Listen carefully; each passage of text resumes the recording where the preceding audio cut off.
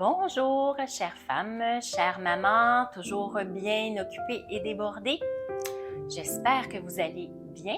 Alors, aujourd'hui, nous allons parler de kin keeping. Mais qu'est-ce que le kin keeping? Donc, je vous en parle dans quelques secondes, mais avant tout, je me présente. Je suis Christine Pagé, docteur en psychologie, psychologue en bureau privé depuis plus de 20 ans.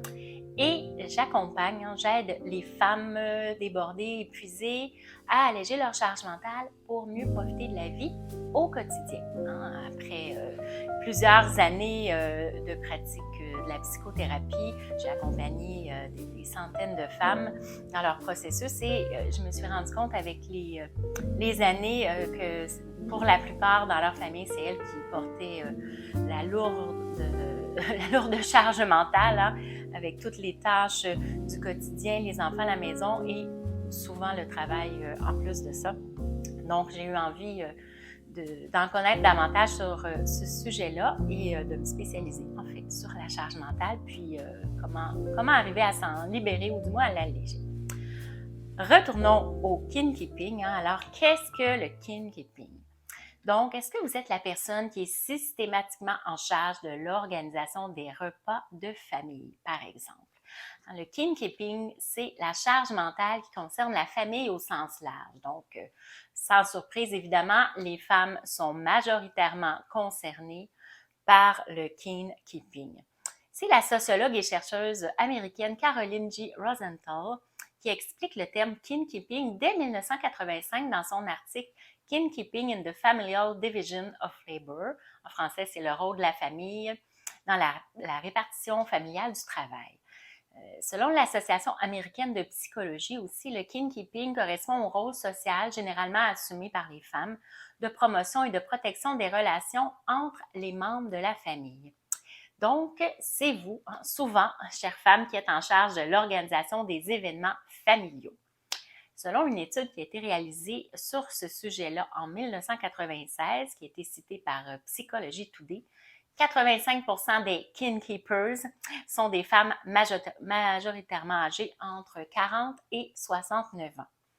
Donc, organisez les anniversaires de tous et chacun, pensez à acheter le cadeau de fête des mères pour votre belle-mère, planifiez le souper de Noël et de toutes les autres occasions spéciales pour la parenté.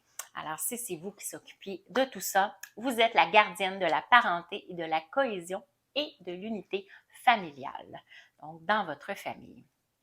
D'après une étude publiée en 2015 dans le National Library of Medicine, on pourrait expliquer ce phénomène en partie par le biais qu'on appelle matrifocal, focalisé sur les mères, en fait, de la famille, qui place les mères et les grands-mères au centre métaphorique de la famille, en raison de leur rôle stéréotypé de soignante, de celle qui prend soin, de celle qui échange les ressources au sein du réseau familial. Donc, c'est pour ça que 85% du temps, là, c'est les femmes, les mères, les grands-mères qui assument ce rôle de kin keeping, gardien de la famille. Le problème du kin keeping, c'est qu'il demande un grand engagement émotionnel et cognitif. Donc, en plus d'être impliqué émotionnellement, il faut savoir se rappeler du moindre détail, arriver à jongler avec le temps et les emplois du temps de chacun, gérer les conflits dans la famille, etc. D'autre part, en plus de devoir assumer leur charge mentale domestique, amoureuse ou encore professionnelle, celles qui sont concernées par le kin keeping, elles doivent maintenir le lien et l'entente entre les différents membres de la famille. On va faire une petite pause. Si cette capsule vidéo vous parle et que vous pensez qu'elle pourrait être utile à d'autres personnes de votre entourage, n'hésitez pas à leur partager. Vous pouvez aussi cliquer j'aime, me mettre des commentaires, ça me fera plaisir de les lire et de vous répondre. Vous pouvez vous abonner aussi à ma chaîne YouTube ou aller vous inscrire à mon groupe privé Facebook Alléger votre charge mentale.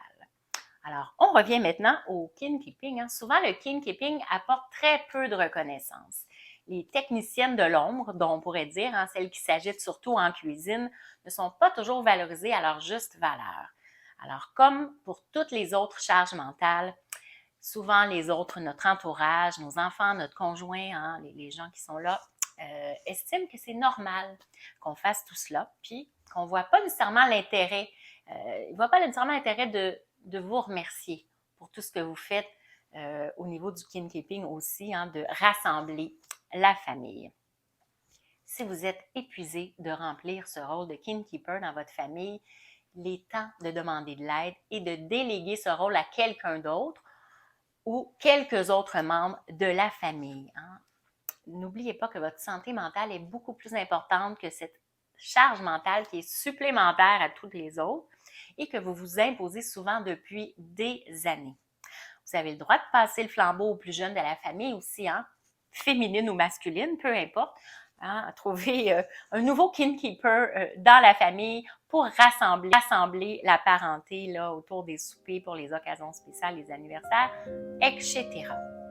Alors voilà qui met fin à ma capsule vidéo sur le kin keeping. J'espère que vous en avez appris là-dessus et que vous pourrez peut-être apprendre à déléguer davantage ce rôle ou le partager. Si vous souhaitez continuer à le faire un peu, le partager avec d'autres personnes.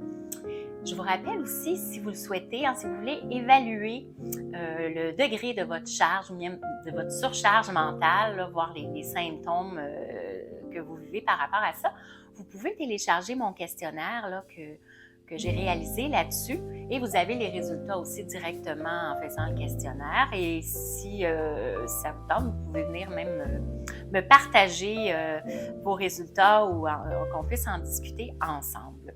Alors maintenant, voilà, je vous laisse là-dessus. Je vous souhaite une excellente fin de journée et on se revoit dans une prochaine capsule vidéo. Prenez bien soin de vous avec bienveillance. Au revoir.